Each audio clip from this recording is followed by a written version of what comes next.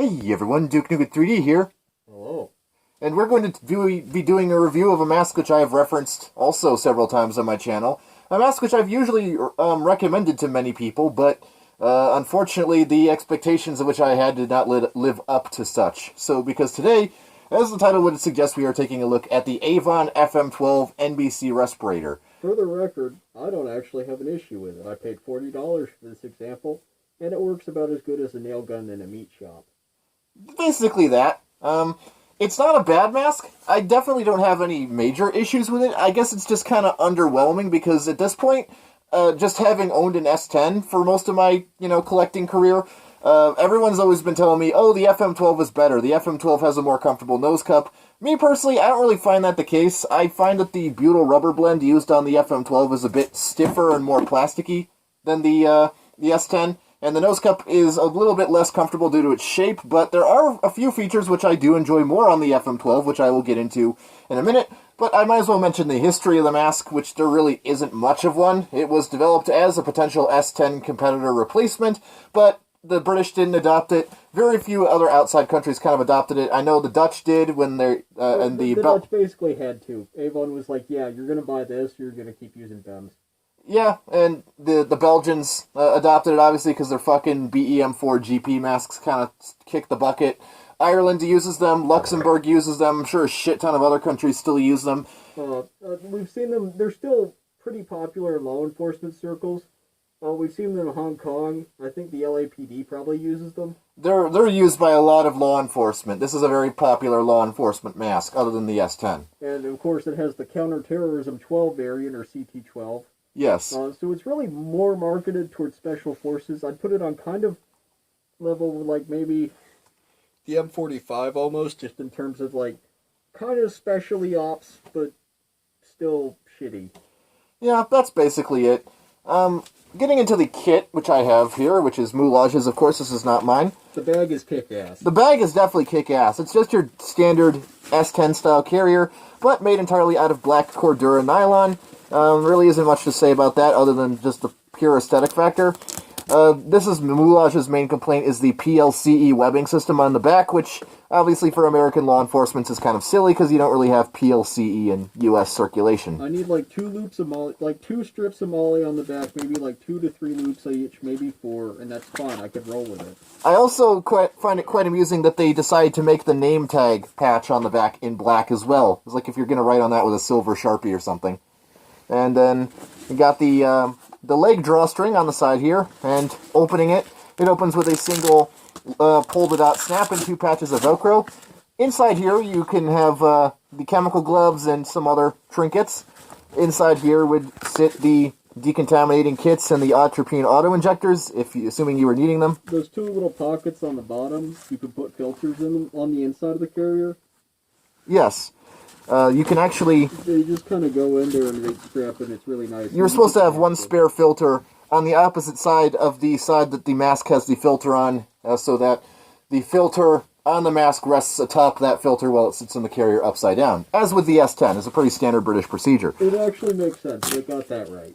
And on this external pocket would contain a bottle of Fuller's Earth, which I doubt was really issued all that much with the FM-12.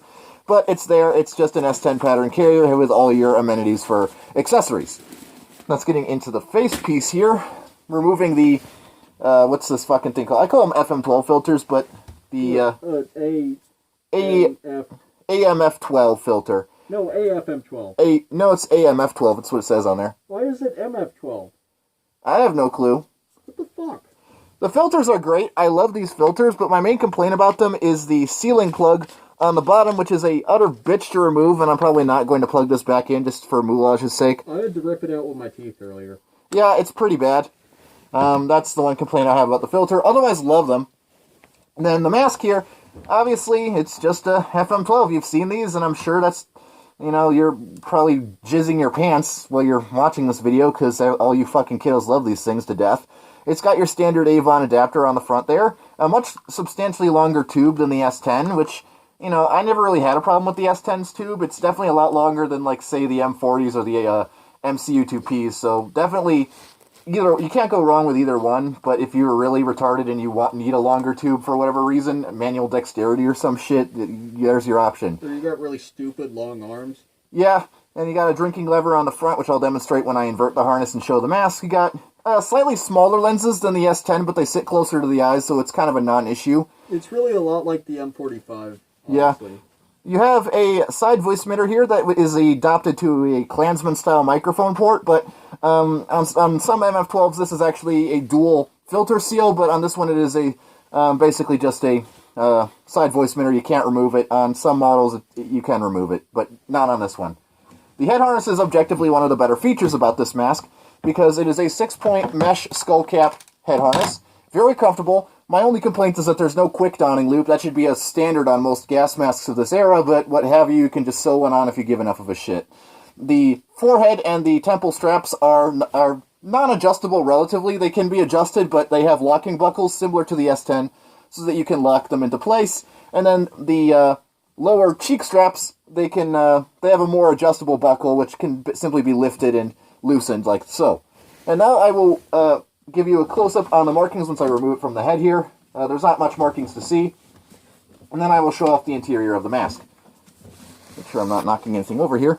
So on the side voice emitter port, you can see Avon, CBRN, MF-12, and then there's a European copyright standard number or whatever.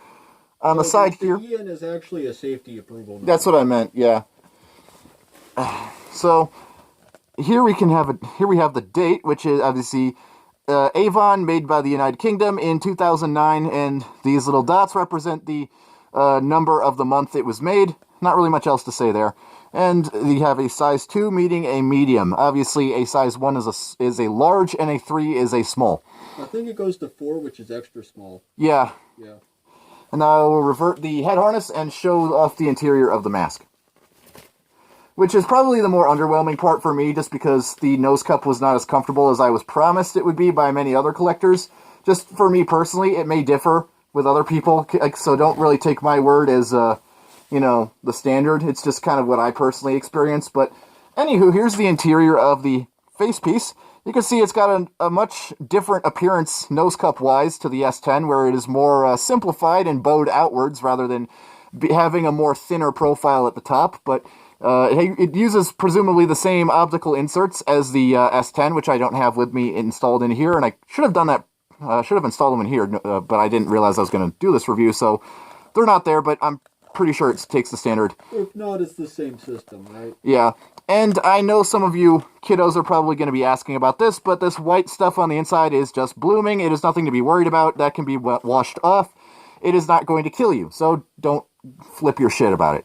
And then, obviously... You can see the outlet valve, which serves as the voice emitter, and then you have the drinking tube off to the upper left of that, which can be operated manually with the drinking lever attachment, which way does it go? It goes this way.